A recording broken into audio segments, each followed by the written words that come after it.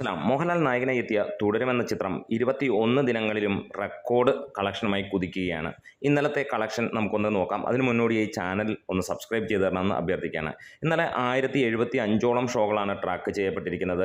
94,000ഓളം ടിക്കറ്റുകൾ വിറ്റുപോയെന്ന് ട്രാക്കേഴ്സ് പറയുമ്പോൾ 1,45,00,000 രൂപയാണ് ട്രാക്കേഴ്സ് മുഖാന്തരം വന്നിരിക്കുന്ന കണക്കുകൾ. 29.5% ഒക്യുപ്പൻസിയായി വന്നിരിക്കുന്നത്. ഇന്നലെ ഒരു മിഡ് വർക്കിംഗ് ഡേ ആണ്, വ്യാഴാഴ്ച. സ്വാഭാവികമായിട്ടും 20 ദിവസമൊക്കെ കഴിയുന്ന ഒരു സിനിമയുടെ രീതിയിലല്ല പോകുന്ന. ആദ്യ വാരങ്ങൾ ഓടുന്ന മികച്ച പോസിറ്റീവ് ലഭിക്കുന്ന സിനിമകളുടെ ലെവലിലാണ് ഇന്നും ഈ 21ാം ദിവസവും തുടരുമെന്ന മോഹൻലാൽ ചിത്രം കുതിച്ചുകൊണ്ടിരിക്കുന്നത്. നമുക്ക് ഏവർക്കും അറിയാം, ഇതിനോടകം തന്നെ സിനിമ 100 കോടി കേരള ബോക്സ് ഓഫീസിൽ നിന്നും വേൾഡ് വൈഡ് ആയിട്ട് 200 കോടിയും കടന്ന് മുന്നോട്ട് പോവുകയാണ്.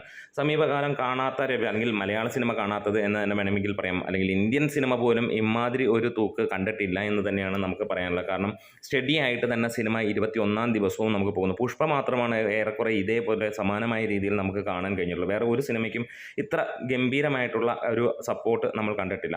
ഇനിയും ഇതുവരെയുള്ള വേൾഡ് വൈഡ് കളക്ഷൻ ഒന്ന് നോക്കാം. 211 കോടിയോളമാണ് വേൾഡ് വൈഡ് ആയിട്ട് 20 ദിവസത്തെ കളക്ഷനായി സിനിമയ്ക്ക് പുറത്തു വന്ന റിപ്പോർട്ടുകൾ.